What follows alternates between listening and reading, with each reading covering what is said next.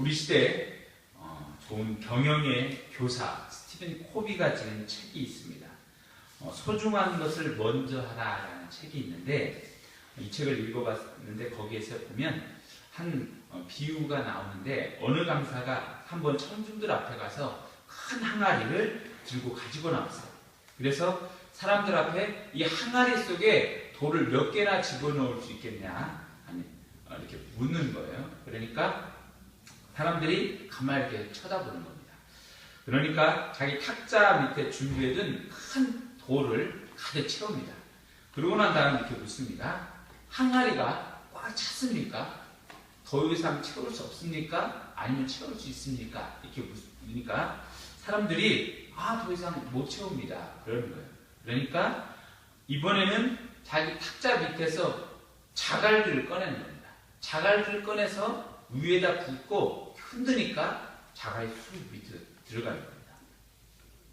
자, 이제 항아리가 꽉 찼습니까? 더 이상 채울 수 있겠습니까? 물으니까 사람들이 네, 채울 수 없어요. 이렇게 말하는 거예요.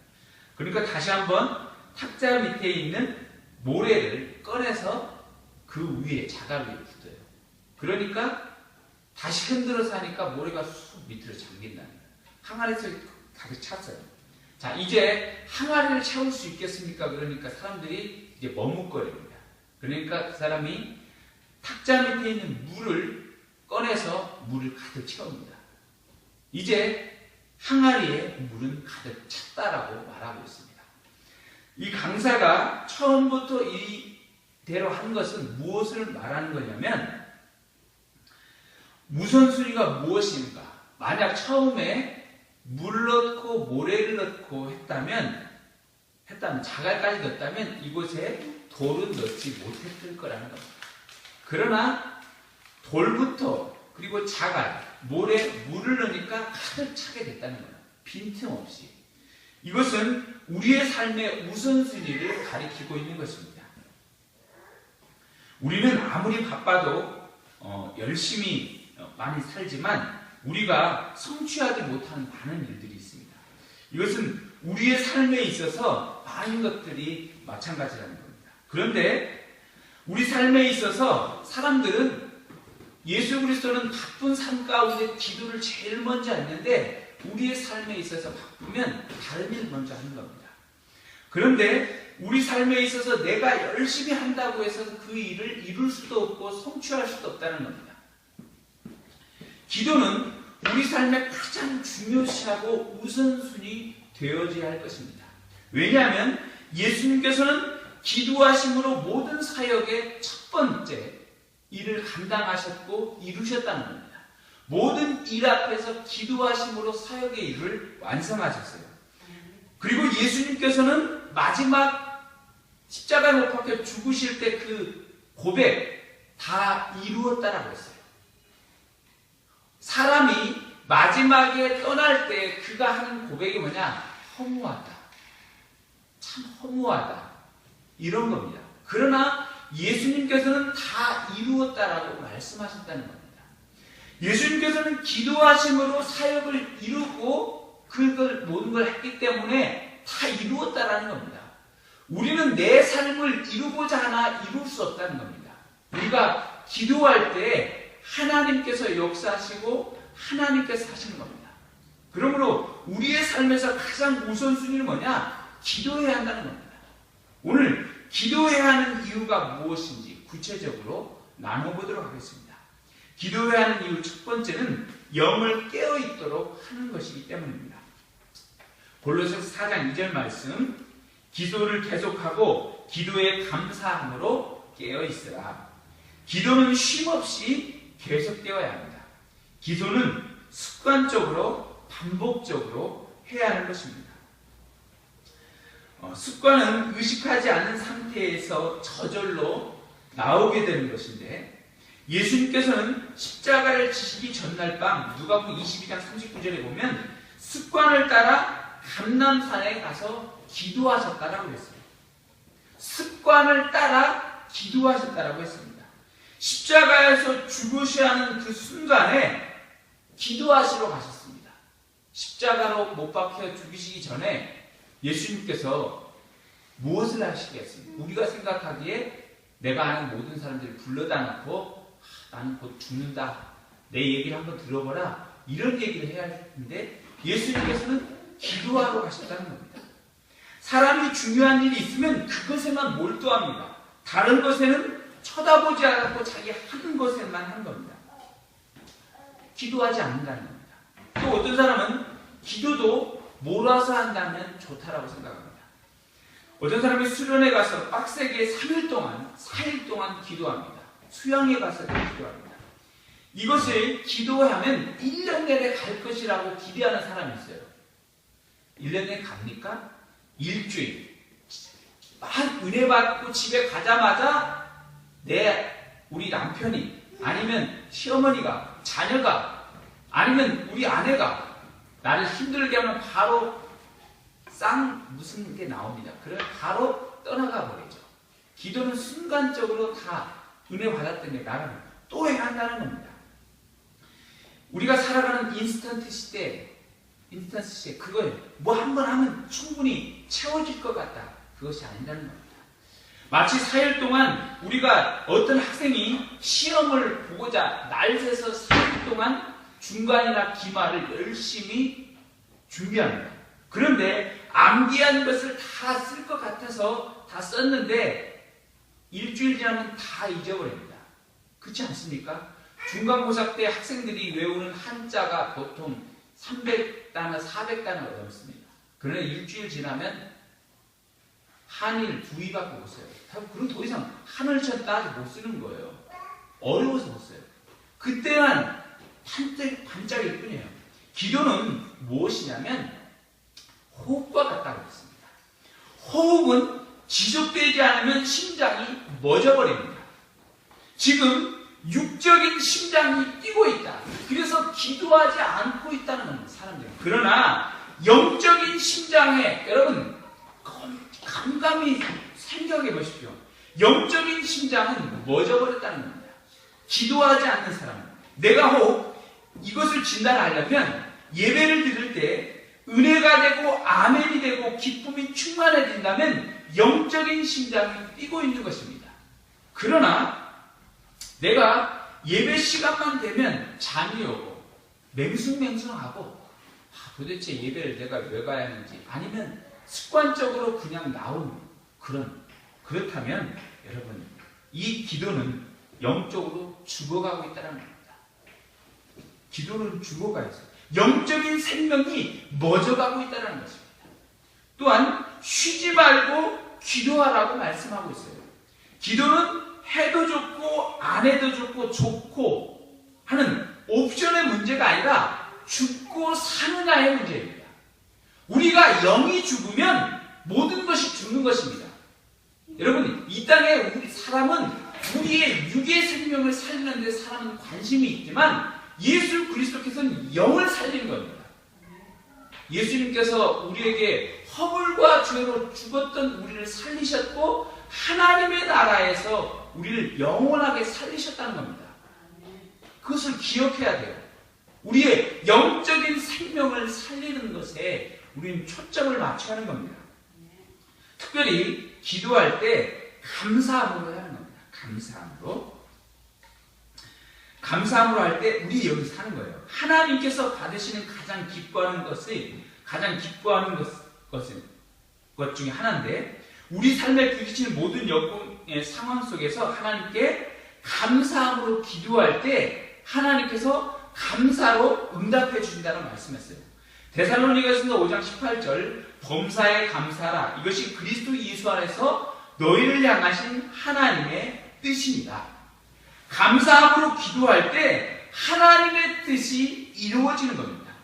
하나님의 뜻이 이루어지면 우리는 감사함으로 받을 수 있다는 것입니다. 기도는 그래서 우리의 잠자는 영을 깨우는 거예요. 어떤 사람은 알람 소리가 울려도 귀로 듣지 못하는 겁니다. 설령 들었다 해도 끄고 자버려요. 우리의 육을 깨우는 알람 소리도 끄고 자는 끝이라는 거예요. 그런데 우리의 영을 깨우는데 이런 알람 소리 그런 걸로 되겠습니까? 아니면 다른 것이 되겠습니까? 영을 무엇으로 깨울 수 있어요? 여러분들의 주위에 누구 영을 깨울 수 있는 사람이 있습니까? 못 깨우죠. 절대 못 깨요. 그러나 그리스도께서 주신 능력, 하나님께 이렇게 기도하라는 그 기도만이 영을 깨울 수 있다는 거예요. 에베소서 5장 14절 이르시기를 잠자는 자여 깨어서 죽은 자들 가운데서 일어나라. 그리스도께서 너에게 비추시리라. 잠자는 영을 깨우는 것은 기도하는 것입니다. 기도할 때 우리의 영이 깨인다는 거예요.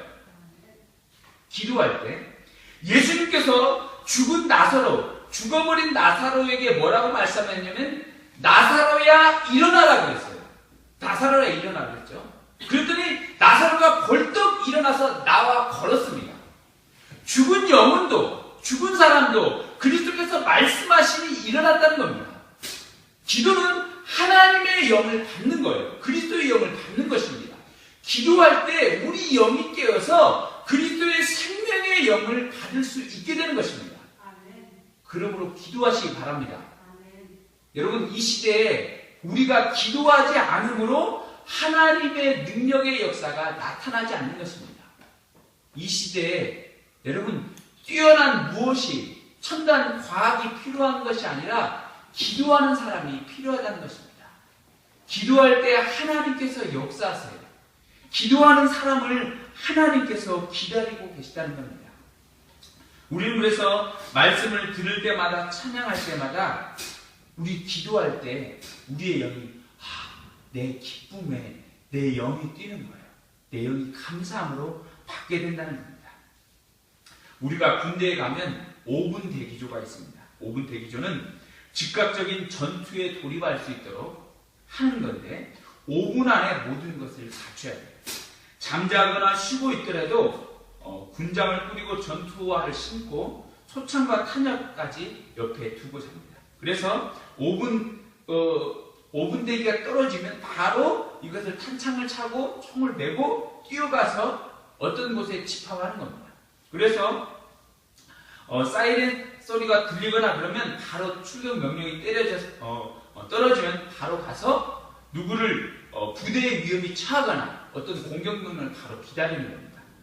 그러나 내가 5분 내에 그것을 끝내지 못하면 어떻게 되냐면 공격을 받아서 죽는다는 거예요. 왜요? 우리가 전쟁 나면 우리가 보통 얘기하기로 우리 북한하고 전쟁 나면 10분 내에 이 서울권 있는 사람 대부분 10분 만에 3분의 2는 죽는다고 그러죠.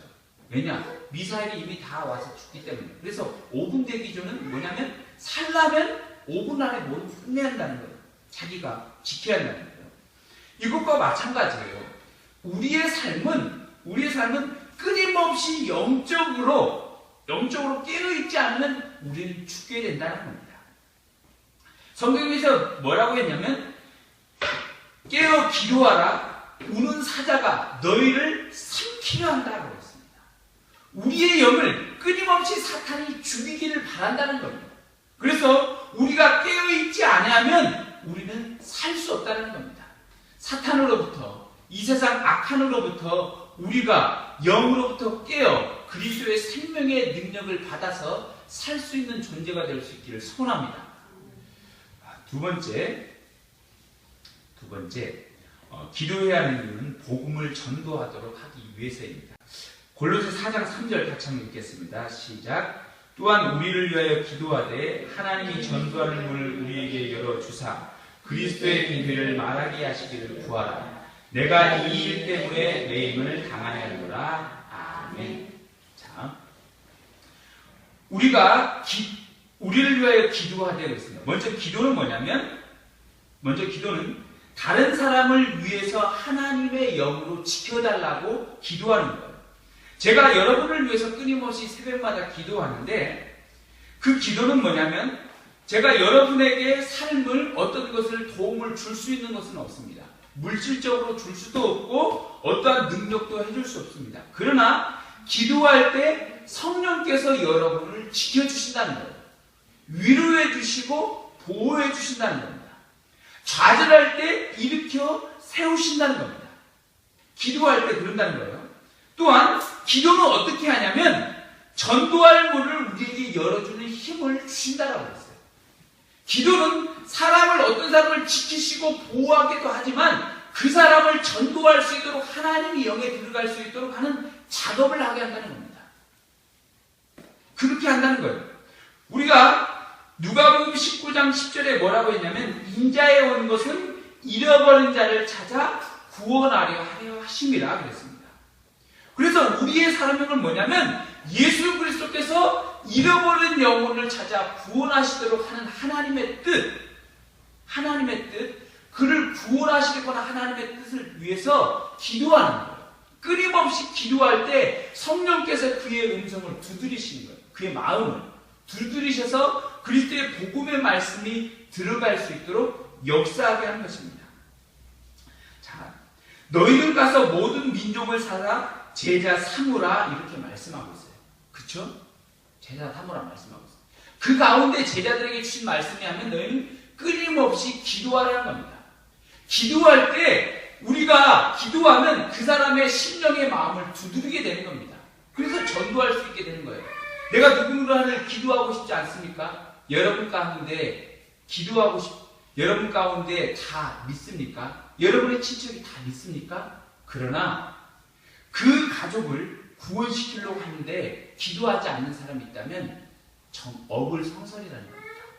정말 그 영혼을 기도하고 싶다면 오늘 전도할 문을 우리에게 열어주사 그리스도의 비밀을 말하게 하시기를 구하노라. 기도할 때 전도할 문이 열어진다는 겁니다. 기도하지 않으면 결코 그 영혼의 문을 부실 수 없다는 겁니다. 악한 사단의 영을 부실 수 없다는 겁니다. 기도할 때 하나님의 말씀이 들어가게 될 수 있을 줄 믿습니다. 애플 컴퓨터 공동 창시자 스티브 잡스가 얼마 전에 죽었는데 그 사람이 쓴 책 중에 그 자서전이 있는데 거기에 보면 자기가 마케팅 전략을 짜기 위해 펩시콜라에 있었던 어떤 존 스컬리라는 사람을 데려온 일화에 대해서 이렇게 했습니다. 그게 뭐냐면 그는 펩시콜라 사장으로 존 스컬리라는 사람이 펩시콜라 부사장으로 있었는데 그 사람이 펩시콜라 부사장에 취임하자마자 코카콜라가 매출이 툭툭 떨어졌어요. 왜냐하면 마케팅이 너무 잘하니까 부동의 코카콜라가 점점 추락하는 거예요. 그러니까 이 사람 정말 대단하다. 그래서 스티브 잡스가 이 스컬리를 영입하기 위해서 찾아갔어요. 근데 스컬리는 38살밖에 되지 않았어요. 되게 뛰어난 존재죠. 그러니까 스티브 잡스가 찾아갔어요. 이 사람한테 우리 회사에 가서 좀 일해달라고. 근데 그 당시에 애플은 굉장히 작은 회사였어요. 구멍가게 10명도 되지 않아요. 그래서 이 사람한테 얘기했어요. 우리 회사에서 한번 일해주지 않겠냐고 말하니까 굉장히 콧방귀를 끄는 거예요. 나는 지금 펩시콜라 부사장이고 그런데 이 사람이 나한테 와서 일해달라는 거예요. 대신에 보수는 많이 줄 수 없다라고 말하는 거예요. 너무 우습잖아요. 그렇게 하는 말이에요. 그러니까 내가 특별히 찾아왔으니까 오늘 한번 만나줬으니까 그냥 이걸로 끝내자고 하면서 스컬리가 애플을 스티브 잡스를 쫓아내는 거예요. 쫓아내니까 마지막으로 자기가 할 말이 있다고 딱 이 말만 하고 가겠다고 했는데 뭐라고 했냐면 당신은 설탕물을 팔면서 여성을 낭비하시겠습니까? 그 설탕물을 다른 사람한테 선전하고 싶으세요? 라고 말했어요. 아니면 세상을 바꾸는, 애플은 세상을 바꾸는 일을 할 것입니다. 당신은 그 일에 당신의 인생을 한번 도전을 해보시고 싶지 않겠습니까? 이렇게 하니까 그 말에 공격이 거예요.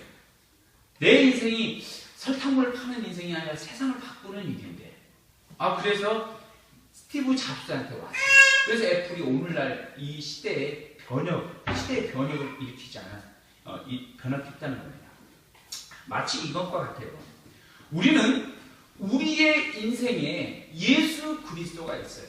예수 그리스도는 어떤 일을 하셨냐면 우리의 죄와 사망 가운데 있었던 우리에게 죽음까지 가운데 희망이 없는 자들, 죽으면 끝인 자들, 지옥에 가는 영혼들에게 영원한 생명을 주셨어요. 그리고 하나님의 나라를 우리로 보여주셨어요. 우리는 무엇을 가진 존재냐면 인생의 해답을 가진 존재입니다.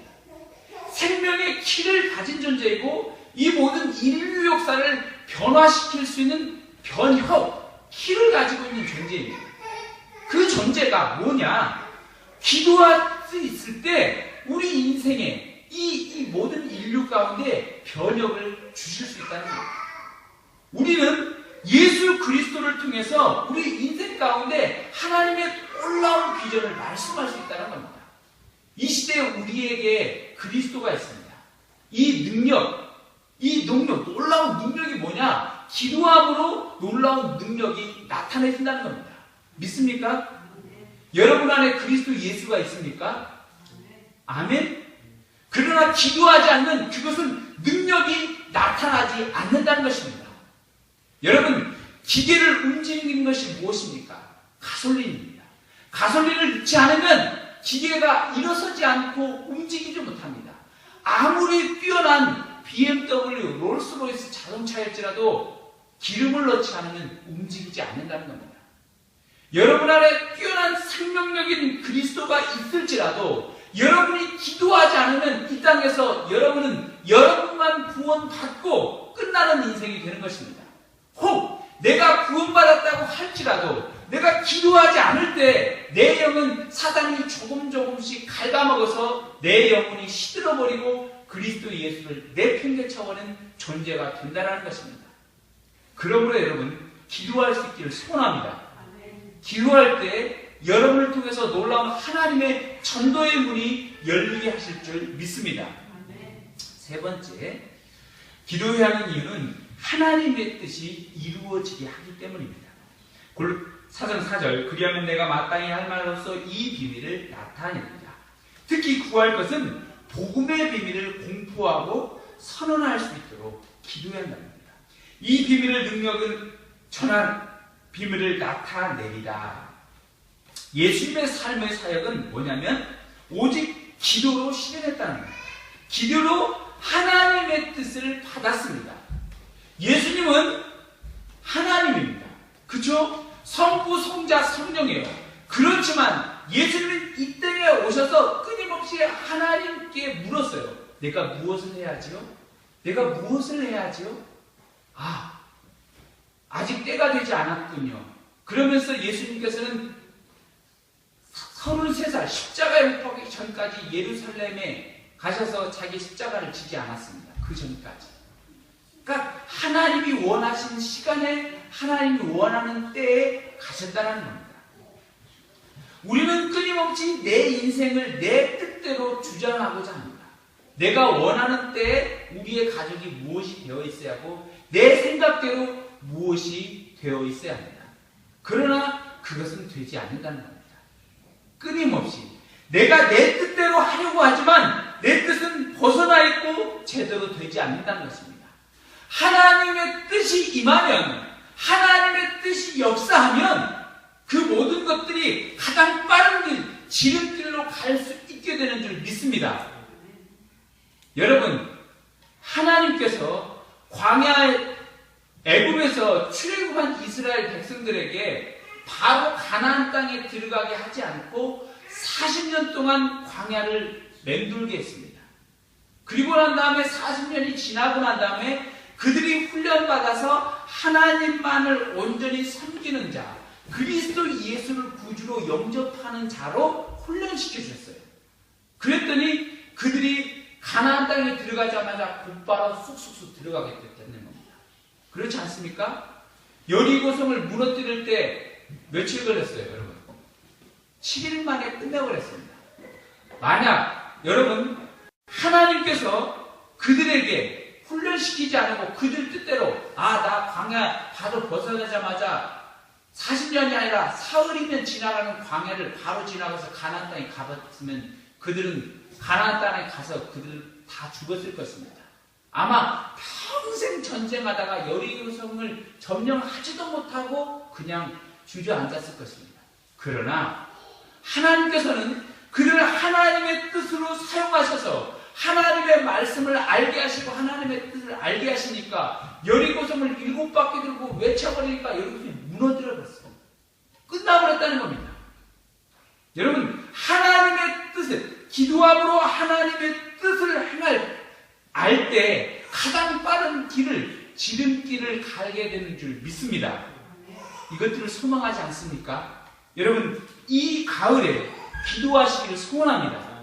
우리의 영은 내 뜻으로 내 삶을 살아가는 존재가 아니에요. 그리스도 예수의 뜻, 하나님의 뜻대로 살아가는 존재라는 것입니다. 그럴 때 하나님께서 역사하십니다. 저는 제가 이곳에 교회를 개척하고 제 뜻대로 뭔가 좀 해보려고 했습니다. 그래서 제 주특기가 뭐냐면 저는 전도하는 거예요. 전도를 굉장히 즐겨하고 끊임없이 사람 만나는 걸 좋아합니다. 열심히 전도합니다. 그래서 제 뜻대로 열심히 전도하려고 했더니 아닙니다. 전도할 수 있는 시간이 요즘에 되지 않는 거예요. 왜냐하면 여러분 다 아시다시피 저희 가정에 암이 찾아왔습니다. 암이 찾아와서 암 때문에 어디 갈 수가 없는 거예요. 계속 병원에 다녀야 합니다. 지금 큰 수술을 앞두고 있습니다. 그래서 전도할 수도 없습니다. 왜냐? 병원에 가니라고 전도를 못해요. 제가 계속 기도하면서 이런 생각이 들었습니다. 하나님께서 네가 네 뜻대로 너 잘한다고 그게 되면 사람들이 하면 네 이름대로 네 교회지 그게 하나님의 교회가 되겠냐? 그리스도 예수의 교회가 되겠냐? 너는 네 능력으로 하는 게 아니라 오직 하나님의 은혜로 되는 것이다. 이것을 저에게 말씀한다라고 제 응답 가운데 주셨습니다. 제가 이 모든 교회는 하나님의 은혜로 되어진 줄 믿습니다. 교회는 하나님의 뜻대로 세워지는 것입니다. 제가 우리의 이 힘든 훈련의 시간들이 지나고 다시 하나님의 뜻 가운데 다시 전도할 문을 열고 전도할 환경이 허락하면 다시 전도할 것입니다. 그리고 이 교회는 우리 교회는 하나님의 뜻대로 세워지는 교회가 될 것입니다. 저는 이것을 믿어 의심치 않습니다. 내 뜻대로 세워지는 교회가 아니라 하나님의 뜻대로 세워지는 교회라는 것입니다. 이것을 위해서 여러분 기도해 주시기 바랍니다. 그리고 또한 저뿐만 아니라 여러분도 여러분의 어떤 뜻과 여러분의 어떤 계획이 있거들랑 여러분 그것을 위해서 기도하십시오. 그러면 여러분 하나님의 뜻이 그리스도 예수의 뜻이 여러분의 가정 가운데 여러분의 삶을 붙잡고 사로잡아 버리면 인생은 끝나버려요. 더 이상 우리의 인생은 예수 그리스도가 다스리는 인생, 예수 그리스도가 인도하는 인생은 승리하는 인생이 된다는 것입니다.